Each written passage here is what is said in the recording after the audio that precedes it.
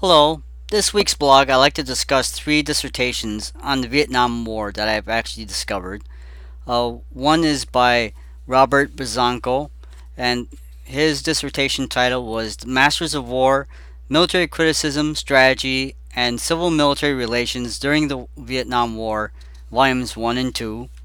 Another dissertation that I found was actually a master's thesis by R.T. Mann, and his title was The Cold War Origins and the Legacy of the Vietnam War.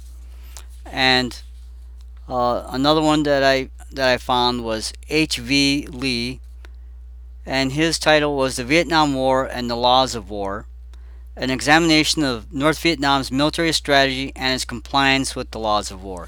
This dissertation here actually caught my eye, although unfortunately I could only find it in an abstract. Uh, but what caught my eye was the fact that he was discussing the North Vietnam's military strategy, which is something I'm really interested in. I've actually wrote a paper on the military influences of the National Liberation Front of Vietnam when I was in grad school at Eastern Illinois. When I was reading for a master's in political science, I actually wrote this paper, and what I did, I actually traced the strategies of the North Vietnamese from Giap to Mao to Sun Tzu, which really tell you the truth. If you're interested in learning about the North Vietnamese strategy, if you read Sun Tzu, it pretty much covers uh, what they did. He actually uh, did archival research and also did some interviews. And I'm actually surprised he was able to read anything in the archives. The archives are normally not available for Western political scientists or historians. The only uh, one American uh, historian who was able to read stuff in the archives was actually Lien Hang T. Nguyen, and her book she wrote Hanoi's War, which is a very good read, and I highly recommend it. Another dissertation was, I believe, Robert. Sorry for the pronunciation. Zanko and his Masters of War. He actually talks about how some American officers actually were against the war and they actually criticized the strategy. And he also discussed one of the schools of thought, which was the revisionist school. The revisionists actually argue that the fault actually lay with the politicians. The war actually was prosecuted very successfully.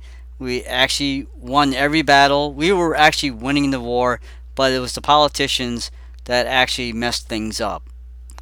However, I'm actually a, a person who actually believes in the counterinsurgency school, which argues that the war was not fought correctly. Although I guess you could maybe blame the politicians, but the war was fought incorrectly. It was fought more like a conventional war rather than a counterinsurgency. But there's also the other school of thought, which is the limited war school, which argues that South Vietnam was actually doomed from the start. It was considered a false state. It wasn't really a state. It didn't really have any national feelings. The people didn't have any nationalistic feelings towards South Vietnam. They also didn't trust the government. They actually did not like their president. Uh, so in a way, it was doomed from the start. Uh, so it was a losing proposition for us to get involved in the first place. And then the last dissertation that I've actually looked at was the Cold War origins and the legacy of the Vietnam War. And R.T. Mann actually argues that the politicians or the American leaders actually took the lessons that we've learned during the Korean War and actually applied it to the Vietnam War. I think it is kind of important that we actually study the Vietnam War in the context of the Cold War, since it was fought at the height of the Cold War. So you have to actually look at it from that perspective. It was what I've looked at. It's quite interesting. He actually traces uh, the policies from the Truman administration, and he also looks at the Eisenhower administration, which oddly enough, Eisenhower wasn't really interested in Vietnam. He didn't really want to get involved with Vietnam, although he did advise LBJ to pursue the course that he was pursuing at the time, from the mid '60s to the time that he actually left office in 1968 or '69, somewhere around there. So the the fact that he actually talked about Eisenhower is kind of interesting. He also did talk about Kennedy and how the war progressed after that. So it's quite interesting.